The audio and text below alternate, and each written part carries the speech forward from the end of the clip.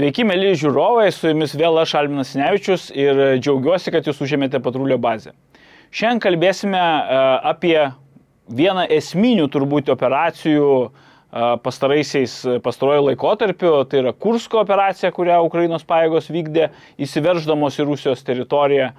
Ir dabar ta operacija jau išsiplėtė ir į Belgorodo sritį, tai ir aptarsime. Taip pat kažkiek paliesime ir aktualijas, kurios turbūt dabar tarptautinių reikalų žiniasklaidos fronte yra turbūt aktualiausia, tai yra derybų klausimą.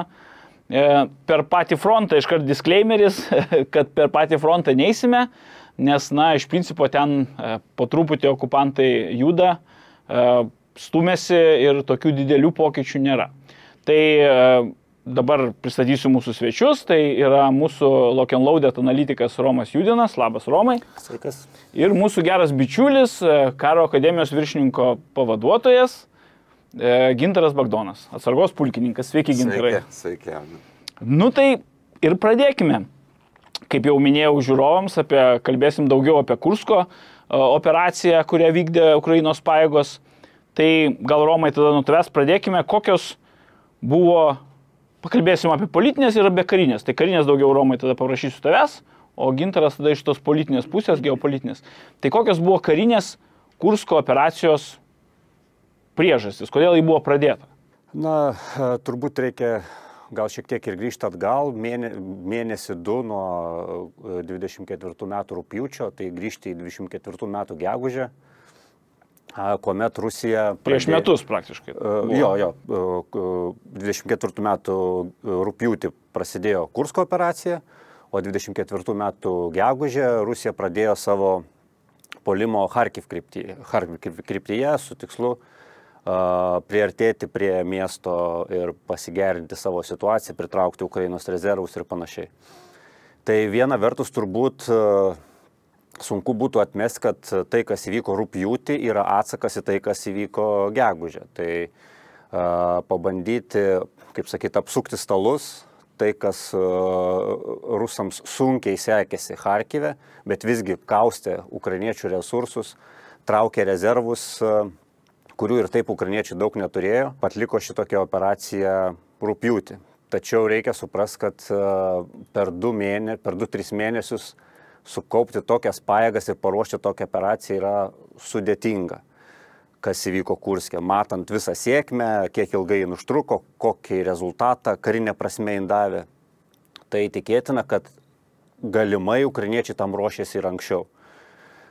Nes ir rusų telegram kanaluose teko skaityti dar prieš, sakykime, ir prieš gegužę, kad ukrainiečiai telkia pajėgą Sumų apylinkės ir kažką. Sumai ribojasi su Kursku. Sumai kitoje sienos pusėje iš esmės. Tai tikėtina, kad tai buvo iš anksčiau ruošta operacija, bet tuo pačiu tas gegužės mėnesio Rusijos puolimas paskatino.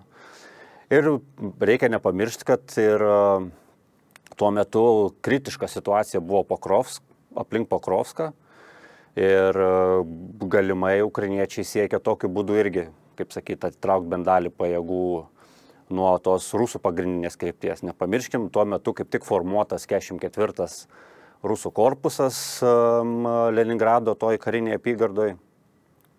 Jis pradėtas formuoti pavasarį. Tai, kaip sakyti, tos pajėgos pakankamai šviežios, dalis jų veikia ir Charkivo toje operacijoje.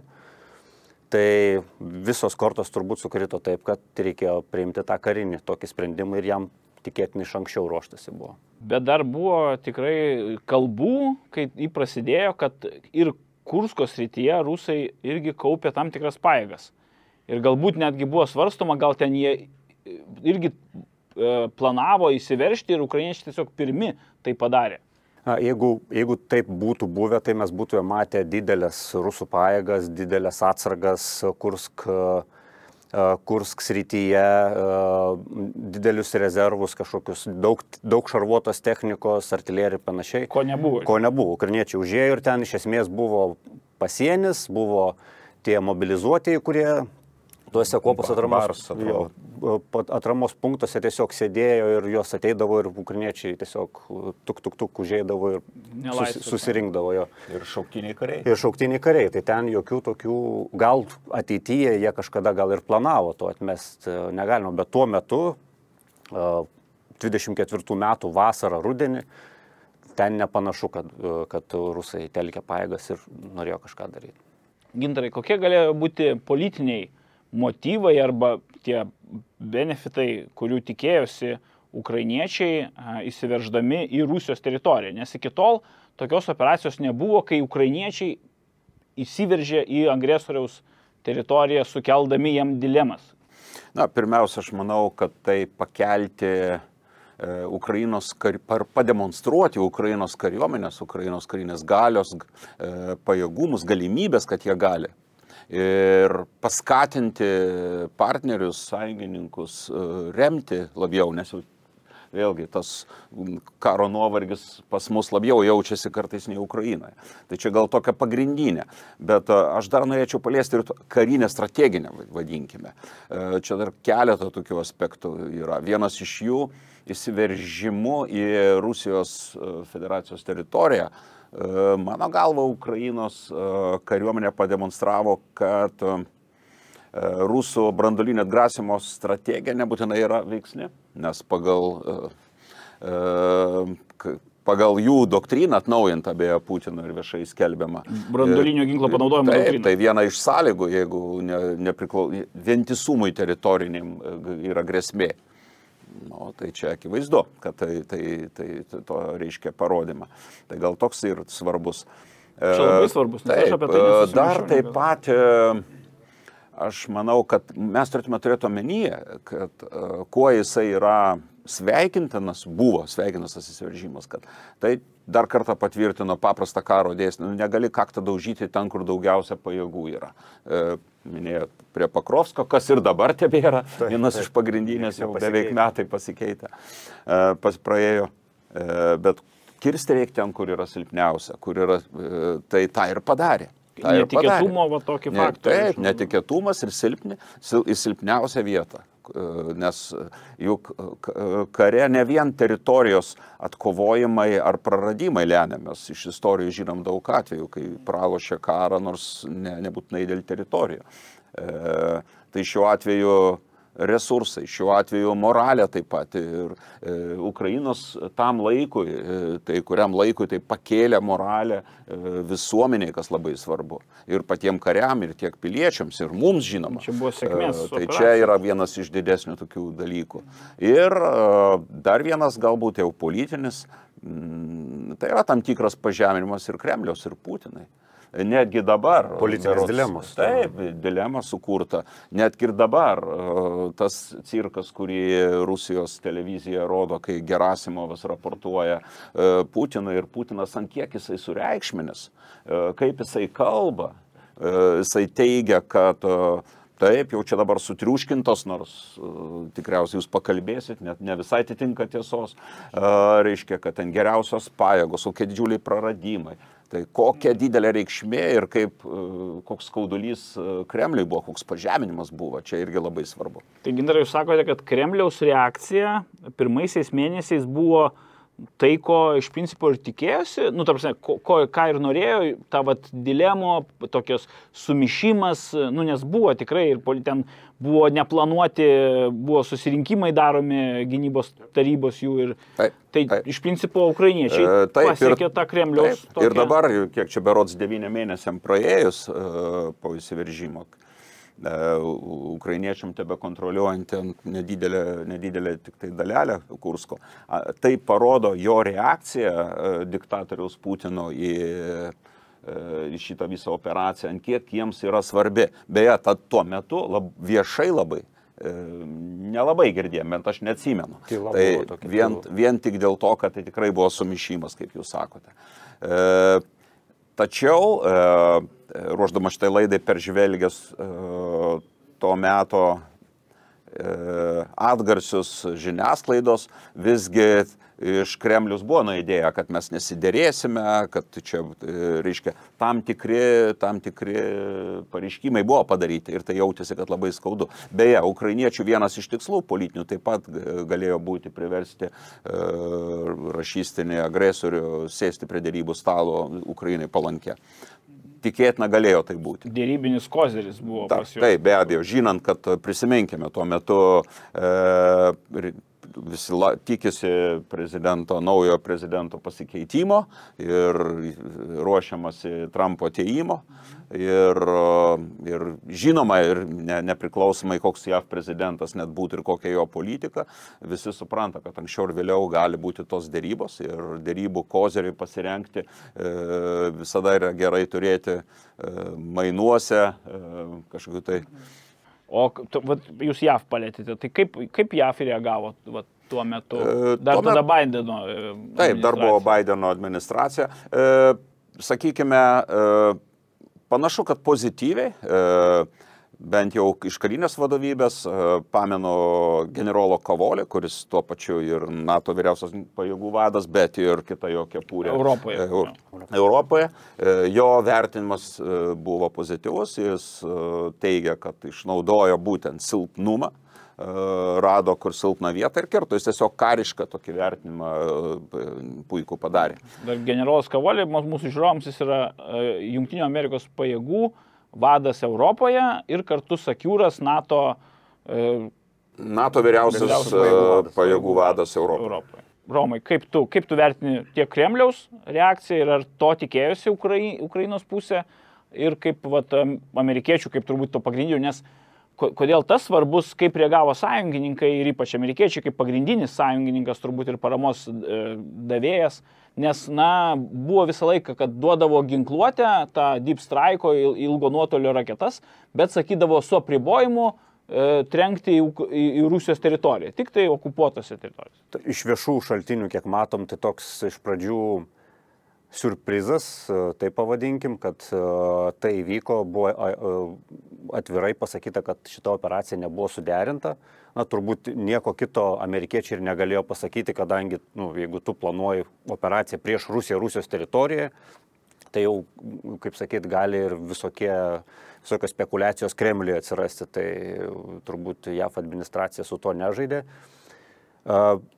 Jeigu ukrainiečiams pavyko, kaip sakyt, apsukti ir amerikiečius šitą prasme, tai yra dar didesnė jų OPSECO sėkmė turbūt. Bet tai, ką komunikuoja amerikiečiai viešai, tai nebūtinai yra tas. Jo, aš sutinku, bet vis dėlto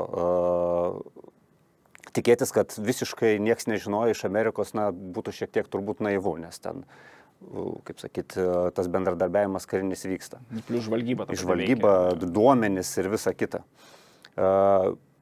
Kas liečia Rusijos pusę, tai iš tiesų tas toks pirmas šiek tiek netgi galima paraleliai išvesti rusams nelabai malonę, turbūt 41 metų birželis, toks visiškai lokalus palyginimas, bet tokia tyla ir toks pasimetimas pirmosiom tom savaitėm ir gal netgi pirmą mėnesį jis buvo labai ryškus, komunikacijos mažai, tas chaotiškas demonstravimas pajėgų, kurios atvyksta, bet rezultato nėra, ukrainiečiai toliau juda į priekį. Paskui po mėnesio sustojo. Bet ta komunikacija akivaizdžiai parodo, kad Kremlius pasimetė. Ir tas pasimetimas, atrodytų, jo neturėjo būti, kadangi žymiai mažesnių mastų, bet tokių operacijų jau buvo prieš tai, atsimenam. Belgorodo srity buvo, Briansko srity tokios maži įžengimai. Bet ten buvo to rusų legiono, kur Ukraina kovojo. Bet tai jau precedentas buvo, jau buvo įžengta į Rusijos teritoriją jau. Ir čia visiškas toks, kaip sakyt, visiška tyla, kuri tikrai parodė, kad aukščiausiosios sluoksnius yra pasimetimas. O pasimetimas todėl, kad paprasčiausiai nebuvo kuom atsakyti. Problema buvo pirmiausia karinė problema. Bet kas įdomiausia, kad dar aš dabar pagilinsiu klausimą sekantį, kad jau po Prigožino, Wagner vadovo, to vat, irgi maršo žygio link Maskvos, kuris, aišku, ten sakė, kad čia prieš gynybos ministeriją Rusijos, čia prieš Gerasimo, prieš Šoigu, bet, iš principo, ir Putinas buvo perskridęs iš Maskvos į Sankt Peterburgą tada, kai Prigožinas ėjo ir su mūšiais įsėjo, iš principo, su susidūrimais. Tai jau tai buvo parodę akivaizdžiai, kad Rusijos pajėgos savo teritorijoje turi problemų. Ir po to, ukrainiečiai įsiveržė į Kursko sritį. Vėl gan 4-6 brigadom, ten įvairių vertinimų yra, bet maždaug tikrai, ne viena brigada netgi buvo tikrai, tenais. Tikrai rotacijos, visa kita. Rotacijos, bet ten tikrai buvo ženklios pajėgos, galima sakyti. Kiek dar reikėjo logistinių, papildomų aprūpinimo, žvalgyba. Taip, tiekimo grandinės nustatyti ir prisimenkim, Ukraina paskyrė karinį administratorių, komendantą, sužum jas. Ir ne šiaip kokias tiekimo grandinės, o tiekimo grandinės nemaža dalim vakarietiškai ginkluotei. Tai reiškia, Rusijos žvalgyba turėjo šitos dalykus sekti ir akivaizdžiai pramiegojo, jeigu ir taip neženklios vakarietiškos ginkluotės atsargos iš esmės koncentruojamos vienoj vietoj ir tu pramiegi šitą ir tu gauni tokį smūgį, tai rodo, kad tu esi šiek tiek užmygęs. Apie operacinį saugumą aš tuo metu atsimenu, susidariau, galiu klysti, bet susidariau nuomonę, kad prasidėjus Rusijos atakam, įsiveržimui į Charkovo sritį. Neužilgo Ukrainos vadovybė pasirodė žinutės, kad rusai menamai telkia pajėgas ir prieš Sumį.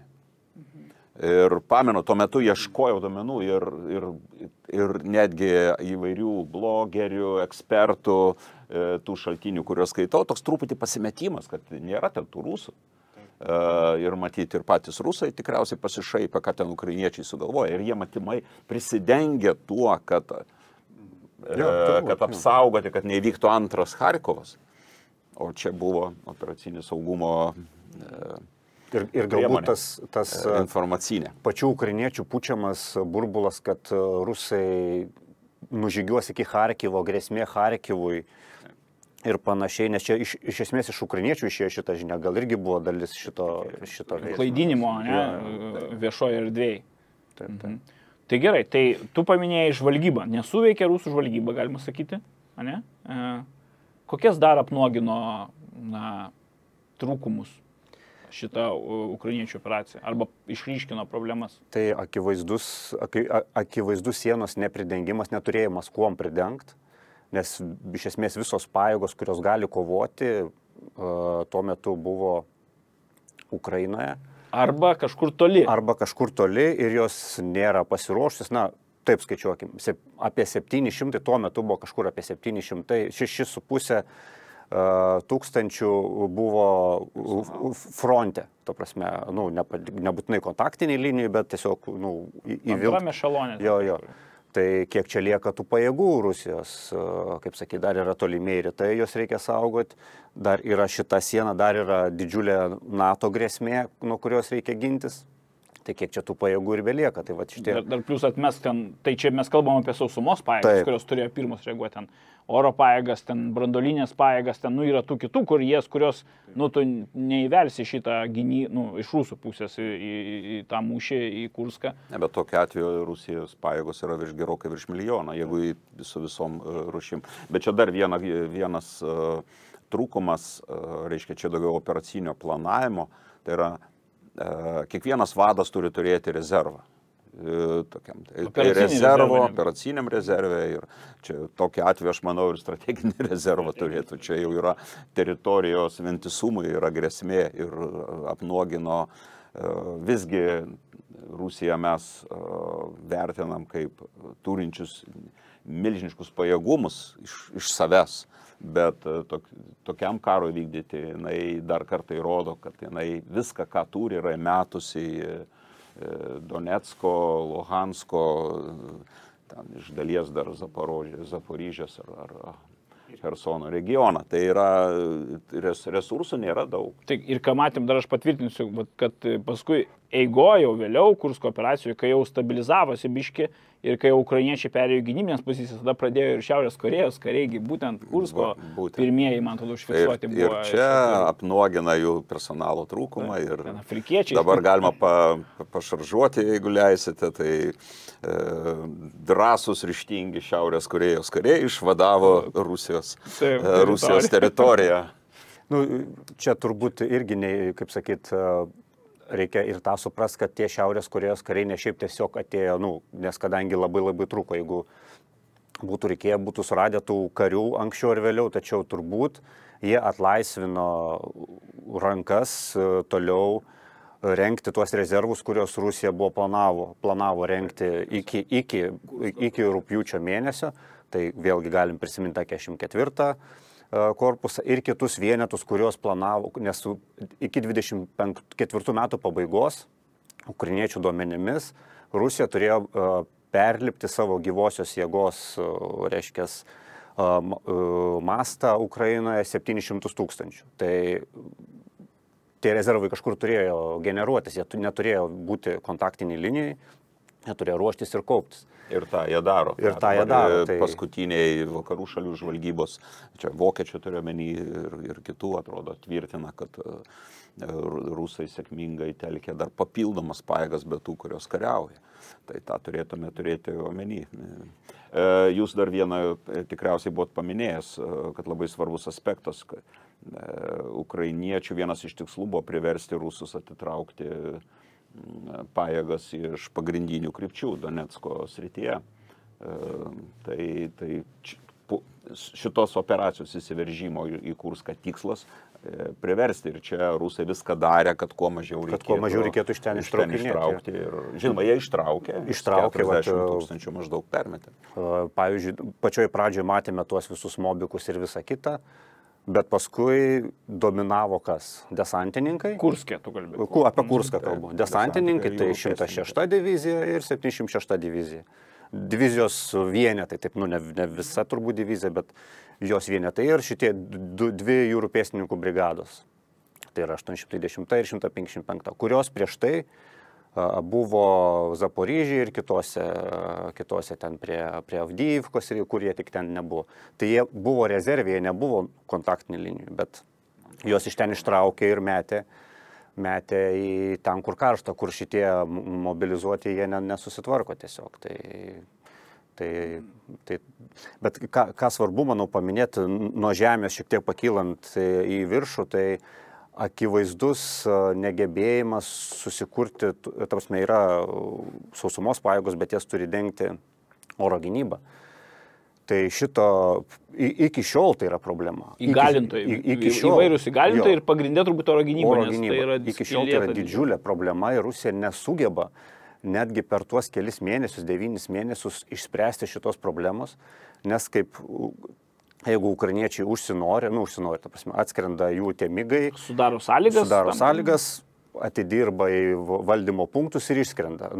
Jie praktiškai iš Sumų srities, kas yra... Aišku, ten liktai yra praradę jau vieną kitą orlaivį, bet vis dėlto. Tuo pačiu reikia prisiminti, kad didžiausias nuostolis Rusijos tas toks jau strateginis operacinis, tai Toropets šita šaudmenų saugykla, tas sandėlys strateginis, kuris buvo sunaikintas praeitų metų rudenį. Tai čia netoli pačio Kursko miesto. Ne, ten šiek tiek toliau. Link Latvijos sienos. Bet pro kur skrido šitie ar tai dronai, ar tai dronai turbūt, nes atstumas didelis. Tai būtent pro šitą vietą ir skrido. Tai reiškia, prasileido pro ten. Pirmas, kaip sakytas, gatekeeperiai, tai yra šita Kurskas, Belgorodas, Brianskas, šitos vietos ir pro čia praėjo.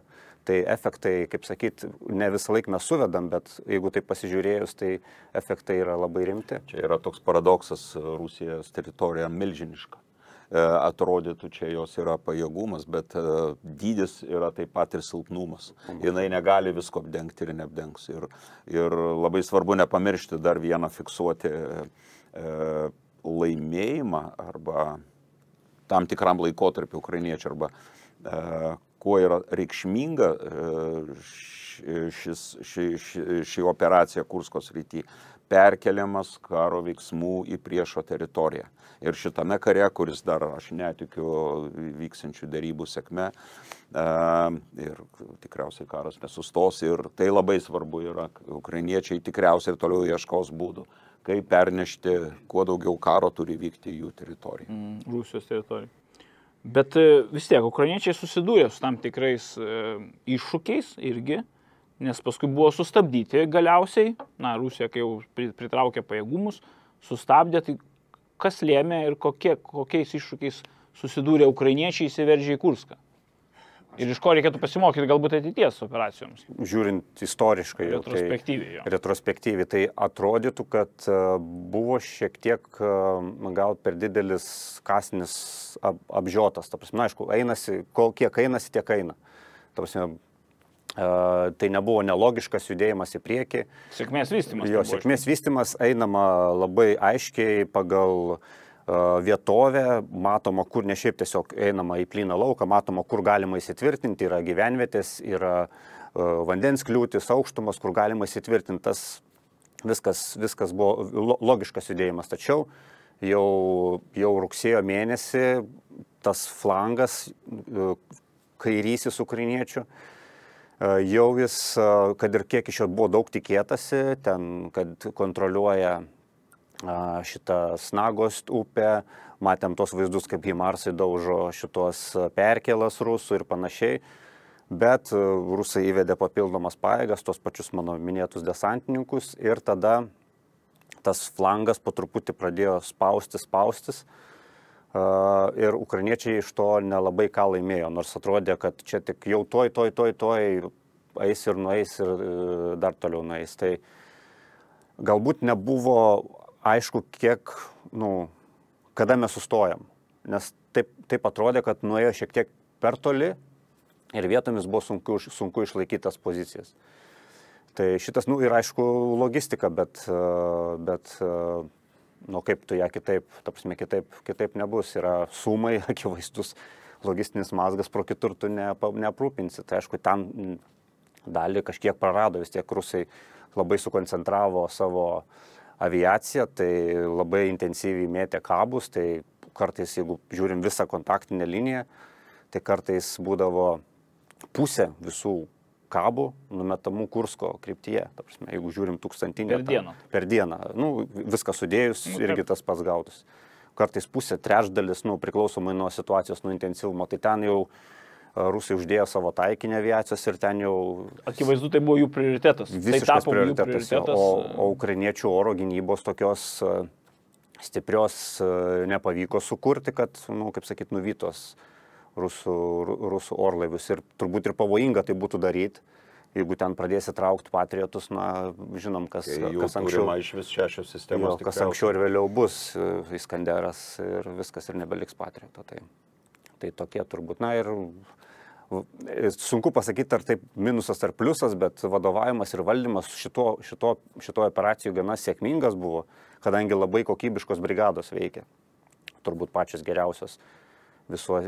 Be abejo yra pliusas, kad ukrainiečiai bene pirmą kartą parodė efektyvų jungtinių pajėgų vadovavimą, nes panašu, kad tai buvo viską, ką geriausia turėjo, gal perdėjau, nebūtinai viską, kas geriausia, bet visas pajėgas jungtinumas ir tas jointness angliškai, tai šiuo atveju buvo užtikrinama. Nes anksčiau labai dažnai ir vakariečių atsargi kritika vykdavo, atsimenam, Maiklo Kofmano, kad ukrainiečių pirmoji pusė karo, tai yra kiekviena brigada savo. Nėra derinimo, nėra tarpusavio veiksmų arba jų nepakanka. Tai šiuo atveju buvo puikus parodymas. Ir aš nekritikuočiau labai, iš karto galima buvo žinoti, kad jinai negali tęstis ilgai. Tai yra operacija su kažkokia pabaiga, kuri anksčiau ir vėliau turės atsitraukti. Pagalvojus, vertinus pajėgumus turimus ir paminėjot oro gynybos tiesiog trūkumą per visoje Ukrainoje, kai fronto linija bene 1200 ar 300, tai tiesiog tai, ką padarė, tai yra daugiau negu galėjo. Aš tik dar dėl vadovavimo valdymo visiškai sutinku, tik kaip yra tas niuansas. Iš viešų šaltinių žinom, kad tą jungtinumą visą iš esmės užtikrino labai, kaip sakyti, nuosekli pačio kariuomenės vado priežiūra šitos operacijos. Jis iš esmės, kai kas sako, kad tiesiogiai valdė šitą operaciją, ta prasme, pats vadovavo. Ir čia Sirskis. Sirskis jo. Ar tai yra platesnėme kontekste, ar tai yra, tai aišku, parodo tos operacijos svarbą. Bet ar platesnėme kontekste kitų operacijų, palyginus su kitom operacijom, ar tai yra efektyvu, ar tikrai kiekvieną kartą kariuomenės vadas neįsikiš ir nevadovaus, pavyzdžiui, Pokrovsko operacijai. Jis bando kartais ir irgi dėl to yra kritikuojamas. Tai šitą norėjau pažymėti, kad toks kaip ir sėkmė, bet yra ko pasimokyti ir galbūt dabar tie kuriami korpusai gal kažkaip išspręs šitą tokią problemą. Čia gal tas, kai irgi tas biškiai mikromanagementas kartais, kuris galėjo kilti ir kai tu pradedi gal per detaliai vadovauti kaip generolas. Bet čia aišku, čia prielaidos. Aš tik dar norėjau paklausti dėl, atsimeni, Romai ir Gintarai, jūs gal atsimenat, kad buvo pradžioje, kai tik prasidėjo operacija, dar buvo tokios pamastymų arba kritikos truputį Ukrainos pajėgoms, kad tai galbūt tas brigadas, kurios įėjo į Kurską, galima buvo jomis sustiprinti kitus frontus, nes tas pats Pokrovkas, jis nesustojo. Rusai iš principo nesustojo judėti Pokrovske, nesvarbu, kad buvo atitraukta dalis pajėgų, ką mes jau išsiaiškinom. Labai mažai iš Pokrovsko ten. Tai va, bet Pokrovskas toliau liko ir rusai netgi suprato, kad nors ir ukrainiečiai turbūt nori atitraukti iš ten, bet jie toliau ten gan stūmėsi toliau iš principo. Tai tas irgi ta dilema, ar čia, dabar tai matom, kad tikrai gerai buvo, kad pasiteisino. Bet tada buvo daug tų diskusijų, kad galėjo čia galbūt tas brigadas reikėjo kažkur sustiprinti pačių frontą, esamą jau fronto liniją. Taip, aš ir pats esu girdėjęs tiesiog ir žmonių, kurie betarpiškai susiję su ukrainiečių kovotojais kritikos. Bet tai vertinimas, aš gerbiu tą nuomonę, tai yra, kada žemesnio laipsnio kariai, kurie kraujalieja kovoja prie Pokrovsko ar kažkokiuose kitose karštuose vietose. Jiem yra sunkiai suprantama, sakykime, aukščiau taktinio brigados lygio.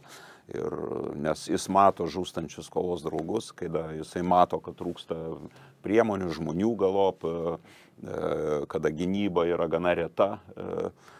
Tos problemos, žinoma, dar labiau tada apnuogina ir supriešina. Tai buvo kritika, bet aš nesvarbu, jai nepritariu, bet aš tik galiu suprasti kodėl, bet pritarti negaliu tai kritikai.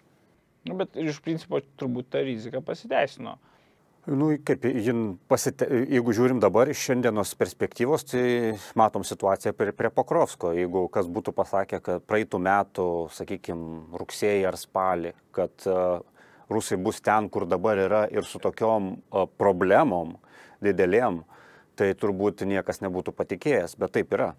Tai reiškia, Ukraina rado tyliai pakankamai, kol vyko Kursko operacija, rado tyliai sprendimų, surado vienetų, kuriuos ten įmetė, tai čia 425 pulkas šturmo ir kiti vienetai, kuriem pavyko stabilizuoti situaciją. Aišku, ir logistiniai sprendimai buvo turbūt priimti, kad ten daugiau atsirastų resursų ir panašiai. Bet jie tyliai tai padarė ir jiems tai pavyko. Aš pats tuo metu irgi taip svarsčiau, kiek tai yra racionalu, nes nežinojom to end state'o, tos operacijos. Bet kaip matom dabar, ar tau elitinės pajėgas mesti į pečių realiai, kurios tikrai sudegs, nes Pokrovskas tuo metu ir dabar yra pečius. Ar tu ieškai, kaip ir Gintaras minėjo, priešo silpnos vietos ir sukūrė žymiai didesnį efektą jam. Tai tas ir buvo padaryta. Čia tiesiog, kolegos, yra karo dėsnis. Kirsti reikia ten, kur yra silpna vieta. Netikėtumas yra vienas iš 10 karo principų, bet labai svarbus. Tai ir čia tikriausiai yra svarbiausia, kai ką besiginčiame, reikia atsiminti, karas yra ne matematika, ne tikslusis mokslas, yra menas. Tai yra gebėjimas surasti ir kirsti priešui, netikėtumą sukurti, demoralizuoti ją, sukelti priešų kiek galima didesnių nuostolių ir psichologinių, moralinių taip pat. Ir dabar skelbiama ukrainiečių, kad berods 62 000 per visus 9 mėnesius nuostolių agresorius patyrė, tarp kurių, jeigu teisingai atsimenu, 25 žuvusių ir apie 1000 nelaisvę pakliuvusių. Žinoma, ukrainiečiai irgi patyrė, bet ir tie tos permestos pajėgos, jos juk būtų Pakrovske ar dar kažkur, jos ten būtų buvę. O dabar jos ten atsirado ir daug kas baigė savo gyvenimą šitoje žemėje, reiškia, Kurskos srityje. To jau pavyko stabilizuoti, iš dalies pavyko stabilizuoti Pakrovską. Tai jeigu nebūtų pavykę, tai gal šnekėtumėm kitaip, bet... Taip. Čia iš tikrųjų. O dabar, bet vis tiek, paskui vyko gan spartus, galima, turbūt labai tikėtina, kad tai buvo atsitraukimo operacija, kai Ukrainos pajėgos iš principo su mūšiais, aišku, tas withdraw with pressure buvo toks su spaudimu, jie vis tiek traukėsi. Tikėtina pasiekia tam tikrų, kaip jau ką tik aptarėm, end-state'ų, tikslų, tada jau suprato, kad jau toliau nėra tikslo aukoti pajėgas dėl teritorijų, nes spaudimas rusų didėjo pusės, rusų pajėgų ir tada po truputį traukėsi. Ir paskui, aišku, buvo dar į Belgorodą įsiveržimas. Ir dabar dabar netgi panašiai turbūt kontroliuoja ukrainiečiai tiek Kursko srityje, tiek Belgorodo srityje tas teritorijas Rusų federacijos. Plius minus.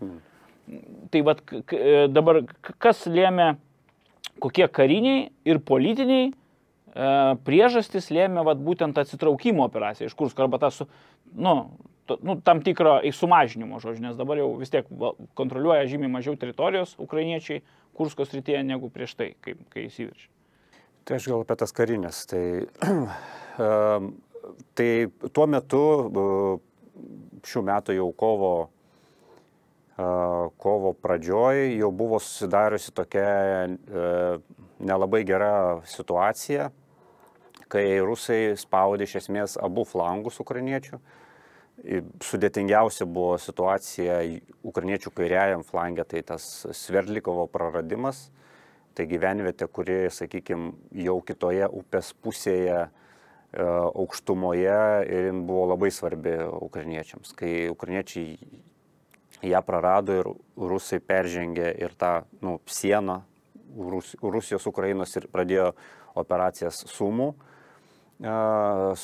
srityje, tai didėjo grėsmė, kad tiesiog tas ukrainiečių placdarmas bus atkirstas. Nes čia pat eina kelias Sumai Sudža, kas yra pagrindinė logistinė arterija. Ir turbūt buvo viena iš priežasčių, to labiau, kad rusai spaudė ir visur kitur. Čia tuo pačiu sutapo ir politiniai dalykai, apie kuriuos turbūt Gintaras pašnekės, bet buvo priimtas turbūt sprendimas, kai kas sako, ir netgi pavėluotas tą taktinę prasme. Atsitraukti? Jo, taktinė prasme, kad galėjo ten prieš savaitę anksčiau, bet čia, kad buvo nuostolių, bet jų visą laik bus, kai priešas dominuoja ore, kai turi manevro persvarą, kai turi persvarą ugnies galioje, tai kitaip ir nebus.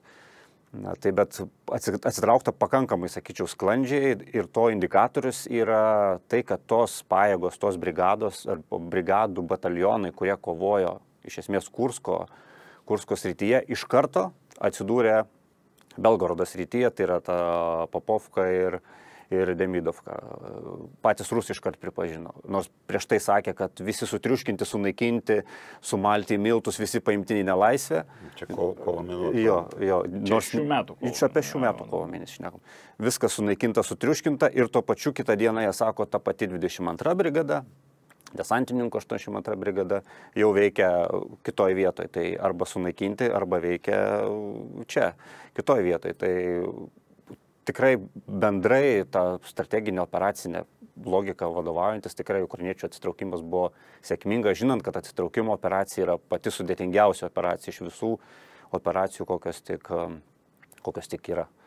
Tai jo, o ten dabar, kas ten Belgorodo srity, tai toks taktinis judesys pasienyje, keli kilometrai Rusijos teritorijoje, stumk trauk. Matyt, norima taip pat Bet atitraukti šiek tiek laikoma pajėgas tiesiog. Bet koks momentas, kad tu jau dabar tu gali teikti politiškai, kad tu sakai, žiūrėkit, mes Ukraina dabar yra įsiveržusi tiek Kursko srityje, tiek Belgorodo srityje. Taip, bet tai nedidelė atstumai, čia manau, kad čia karinį tikslą turi. Jo, karinį tiesiog laikyti pritrauktas pajėgas. Kaustyti. O politiniai gintarai? Politinė, pirmiausia, aš maniau, kad lemia tai, ką jūs puikiai apibrėžėte, tai didelis karinis spaudimas iš priešo pusės. Galbūt, aš dabar laikė neatsiminsiu, bet sustabdymas jau naujos JAV administracijos, tai yra prezidento Trumpo sprendimu žvalgybos duomenų teikimo. Tame etape buvo. Ir reiškia, manau, kad šitas irgi lėmė, nes tapo situacija pavojinga. Mes nežinom, kiek detaliai ukrainiečiai kokią detalumo informaciją gaunama. Reikia manyti, kad jeigu teikiama, tai teikiama viskas, kas geriausia arba ne. Kiek gali padengti Europos šalis, kas čia aš jau geriau žinau, kad nelabai daug tokio operacinio, tokio actionable, tai tikėtina, kad tai ir prisidėjo, bet tas pagrindinis tai buvo rusų jau karinis spaudimas. Tai yra jau rusai vis vien turėjo mesti tiek pajėgų, kiek įmanoma, kad išstumti, nes čia jau nacionalinė gėda. Ir pasitelkti reikėjo ir korėjiečius, ir tai. Aš gal dar tik pridėčiau, kad galbūt ukrainiečiai tuo metu jau jiem tapo akivaizdžiau negu akivaizdu, kad Kurskas tuose būsimuose dėrybose nebus jokia korta jau iš Trumpo administracijos turbūt, iš bent jau viešos retorikos neminėjimo Kursko apskritai niekur ir niekaip. Tapo aišku, kad ar laikys ukrainiečiai tą Kursko tą gabalą teritorijos ar ne, tai nebus faktorius dėrybose. Tai buvo galbūt, kaip sakyt, papildomas ar vienas iš svarbesnių argumentų, kodėl reikia. Galima tikėtis dar tokių ateityje operacijų, kai Ukrainos pajėgos įsiveržė į Rusijos teritoriją. Aš nežinau netgi, kur čia geografiškai tai galėtų būti. Bet, paprognozuokime, kas nors negerai yra prognozuoti, bet, kaip jūs, kokios matymas, ar būtų, nes jūs jau gintarai biškai ir buvote užsiminęs, kad tas netikėtumas gali, žinot, jeigu pasiteisina. Manyčiau, kad ukrainiečių karinė vadovybė, politiniai pritarus, visiems kažką turės surenkti, kažką padaryti. Gali būti tai nebūtinai įsiveržimas sausumos pajėgų, nes jei turės progą, tą padarys. Mes čia dabar tik spekuliuotume. Bet idealiausia, kas gali būti, tai stebime, kaip ukrainiečiai sėkmingai jau didina gynybos pramonę, gamybą tolimo, ilgesnio nuotolio tolimo, čia nepavadinsim ilgo nuotolio įvairios ugnies priemonės. 300 ir dronus, ir raketas, kur daugiau kaip 400 ir 500, ten skelbiama, kai kurie dronai, jau dronai nebe raketos lekia. Ir 1000, žinoma, mano galva, gravitacijos centras Rusijos, kurį reikia kirsti, tai yra Maskva, sostinė. Tai būtų akiplėška. Tai yra tie pagrindiniai kariniai, žinoma, objektai, tos institucijos, valdymo vadovavimo, logistiniai, ką dabar ir daro naftos, bet kažkur didelė koncentruota, reikšminga ataka, kur galėtų netikėtumą sukurūsti ir įvesti sumaištį Rusijos elitui ar aplink Putino aplinkai ir judinti. Tai yra vienintelis būdas. Gal tai skambės fantastika, bet aš manyčiau, jeigu ukrainiečiam iš esmės pavyktų į tai, kad Maskvos gyventojai pajustų, kad karas vyksta Maskvoje. Nes daug kas sako, kad Rusija susideda iš Maskvos ir viso kito. Tai periferijos, net ir Peterburgas ir visi kiti miestai visgi yra periferija. Na, Maskvoje kartais susproksta koks nors generolas generalinio štabo ten būna. Čia neseniai įvykis. Maskvos kreiseris nuslėdo, tai norėtųsi, kad ir ten būtų daugiau pasiekta. Ir mano nuojautos sako, kad anksčiau ir vėliau tai ukrainiečiai gali stipriau vystyti. Turint omeny skylėtą oro gynybą, jų žinoma į Maskvą sukoncentruota, kas geriausia tikėtina, bet jinai nėra toli gražu, nėra ideali, kai rodė jau įvairūs. Nors tikėtina, kad oro gynyba vis tiek Maskvoje turėtų būti bent jau logiškai mąstant mums.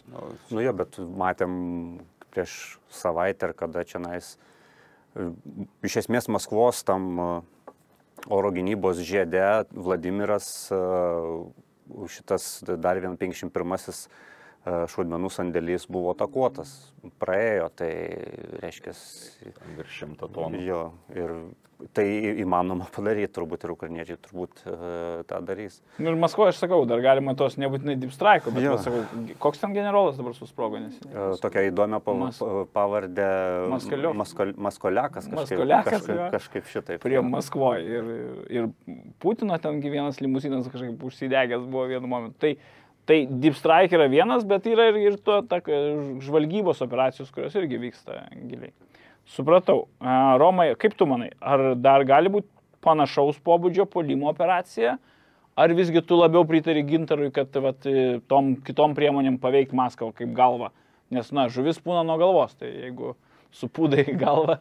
Aš nežinau, ar Gintaras prieš pastatė tą vietą. Jis ne prieš pastatė. Jokiu būdu ne. Jo, aš čia taip. Aš manau, kad ukrainiečiai tikrai bandys tą dalyką daryti ir matant, kaip kiekvieną kartą rusai lipa ant to pačio grėblio, tai sunku būtų atmesti, kad įvyktų tai kažkur visai netoli.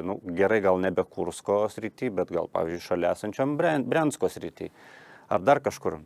Nes turbūt strateginis šią prasme ukrainiečių tikslas yra, kad anoj sienos pusėj rusai laikytų pajėgas, užimtus gynybos rajonus, suprask, atitraukta bent dalį pajėgų nuo fronto, taip kaip ukrainiečiai laiko pajėgas prie Baltarusijos sienos, išsikasę, kaip sakyt, gynybos rajonus ir panašiai, kad būtų atitraukta. Tai kad jeigu toks tikslas yra priversti tai daryti, yra tik vienintelis, tai reiškia kartas nuo kartos įvykdyti štai tokius išpolius, nes priešingų atveju ir toliau bus tas, kaip sakyti, mobilizuoti įsėdės, nebus motyvo Rusijai keisti savo algoritmus.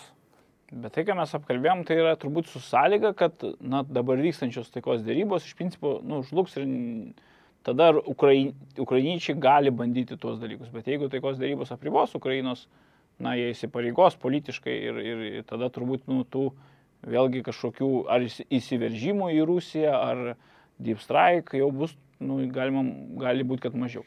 Dabar dėl taikos dėrybų. Paskutinis klausimas, jau praktiškai paliekam tada gal mes tą Kursko klausimą, dar neaptarėm gal Surdžos vamzdžio operacijos, bet gal neikime tas smulkmenas. Tai kaip jūs manot, kolegos, kokios jūsų vėlgi prognozės gal dėl dabar vykstančių taikos dėrybų?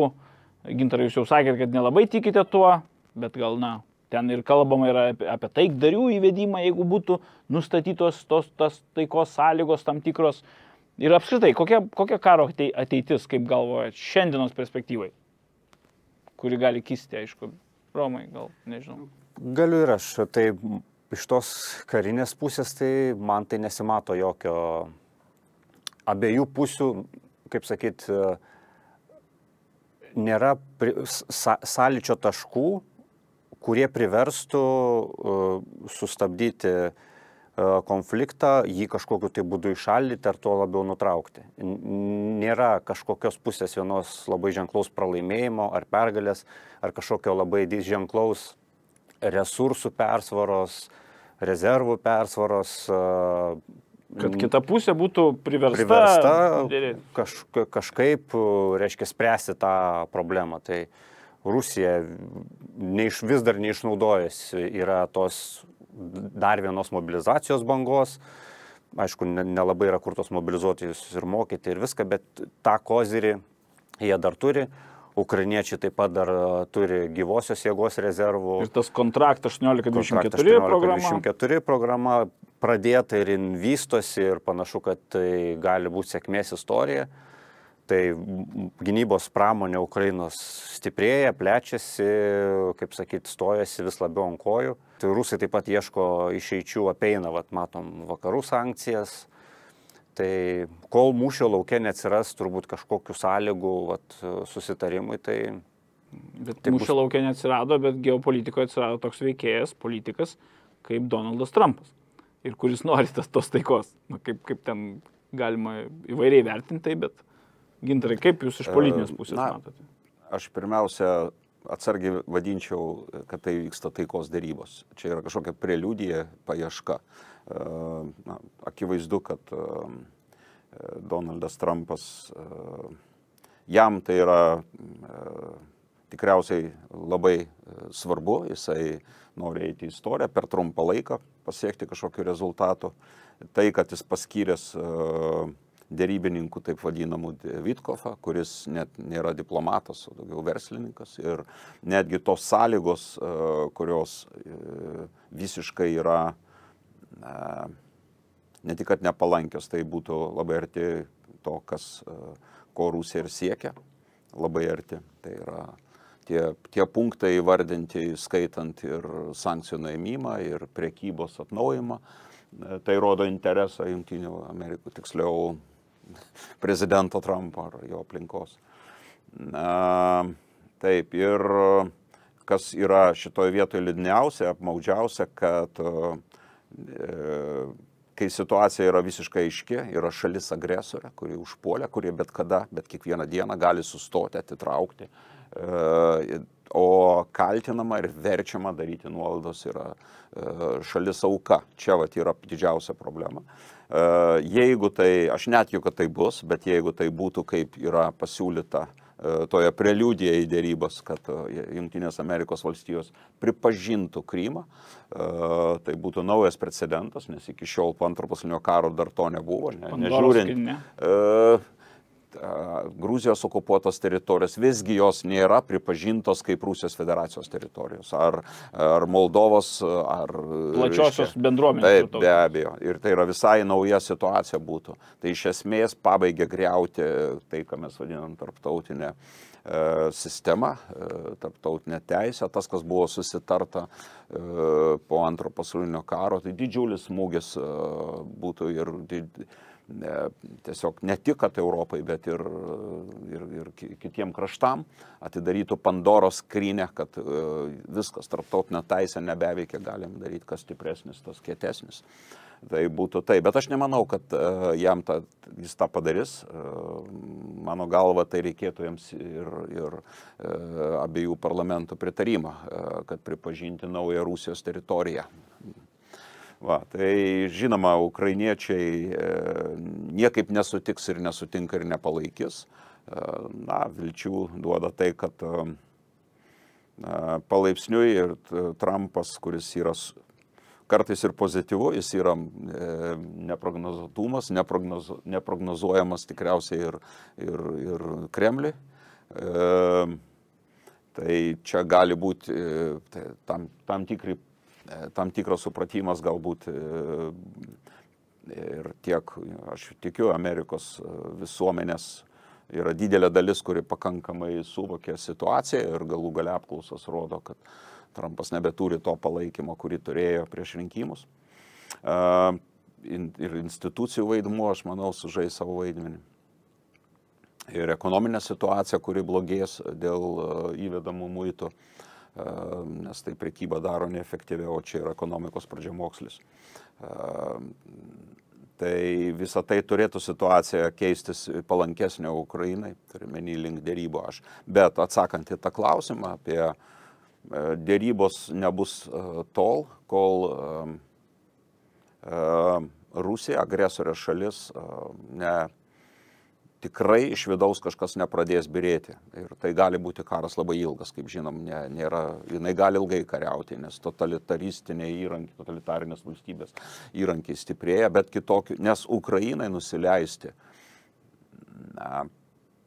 joks prezidentas tą padaryti negali, tai net ne nuo jo priklausė, ne nuo prezidento Zelenskio. Tai yra tiesiog tie batalionai, brigados, jau reiškia ir pradėtų vykti politiką ir vyktų pokyčiai politikoje. Jis tiesiog neturi, jis negali, tai prieštarautų konstitucijai. Ir tai yra Ukrainai, kas svarbiausia, tai yra egzistencinė grėsmė. Ir taip pat ir visai Europai. Ir kas yra taip pat labai svarbu, Europos faktorius, nes kad Vokietija, Prancūzija, Britanija, man atrodo, vis labiau ir stipriau supranta situaciją ir supranta, kad žlugus Ukrainai karas būtų didelio masto karas ir Europoje, kad Rusija nesustotų, niekaip nesustotų Ukrainoje, kad toliau sektume, nežinau, mes, ar Skandinavija dėl Arkties, ar Lenkija, ar kiti kraštai. Tai todėl dar mes, Europą, aš jau dabar sakau, turime laiko, Ukraina mums teikia tą laiką. Dar galbūt verta šitame kontekste paminėti Kremliaus interesus ir stebėti, kaip Putinas ir Kremlius manipuliuoja Trumpu. Ta visa susiklošusi situacija yra labai palanki Putinui, nes jį legitimizuoja. Iš kriminalinio karo nusikaltėlio, atsiprašau, tampa jau, bent jau jis taip jaučiasi, pripažįstamas. Ir žinoma, jis spėsiu, kad Putinas darys viską, kad Trumpas nepasitrauktų iš derybų, iš taip vadinamų derybų. Na, Rusija arba Putinas mato taikos, mano perspektyvai mato, kad tai yra tiesiog laikas jeigu sustos kariniai veiksmai, tai yra laikas reorganizuotis, atstatyti pajėgumus, pagaminti techniką, mobilizuoti žmonės ir paskui, nieks nežino, kad galimai ir tikėtina, kad antra banga vėl eitų su tai atstatytų. Turėkite omeny, kad čia ekonomistai profesionaliau paaiškintų, bet į karo ekonomiką, kuri dabar Rusijoje visiškai visa ekonomika ant karo bėgių pastatyta. Ja transformuoti atgal į normalią civilizuotą ekonomiką yra neįmanoma greitų laikų. Ir jam reikėtų kažkaip tvarkytis. Jisai nesugebėtų grįžti atgal. Dar pridėkime militarizuotą visuomenę ir kariavusius veteranus, jis jaustų ir grėsmę iš vidaus. Jau aš nekalbu apie tą ideologiją, Dugino, Surykovas ir kitų veikėjų, ir pačio Kremliaus sukurta, jų galutinius tikslus Rusijos, juk galutiniai tikslai yra aiškiai, klausykime, ką sakė Putinas dar prieš plataus masto invaziją, jau 21 pabaigoje ir aplinkui, tai NATO 97 metų infrastruktūra atitraukiama, Amerika yra išstumiama iš Europos ir iš esmės įtaka Europos šalims, vienokia ir kitokia forma, tai yra galutinis siekis. Tai yra padalinti pasaulį, 3, 4, 5 veikėjai pasaulį valdo. Kinija, Rusija, dabar jisai žiūri JAV kaip į vieną. Tai jam atitinka Putinui politinius siekius, ko jisai nori iki galo. Europos ten nėra. Na taip, iš tikrųjų, jeigu aneksuotas teritorijas arba okupuotas teritorijas tarptautiniai bendruomeniai arba JAV padėtų pripažinti kaip oficialias, tai tada jau mes matom ir Kašmyras dabar pradeda aktyvėti ir čia gali tikrai Pandoros skrynia būti ir Taivanas ir Kinija, ir čia Filipinai. Čia būtų labai liūdna perspektyva. Bet tikėkime, kad bus gera perspektyva ir lauksim naujų temų aptarti iš fronto ir aišku linkime Ukrainai ir esame kartu su Ukraina visi. Tai klausimai pasibaigė, tai ačiū labai už mūsų diskusiją. Ačiū Gintarai, ačiū Romai ir ačiū gerbėmiems žiūrovam, kad mus stebite. Su jumis buvau aš, Alminas Sinevičius, ir jūs žiūrėjote Lock and Loaded patrulio bazę. Iki kitų susitikimų. Viso.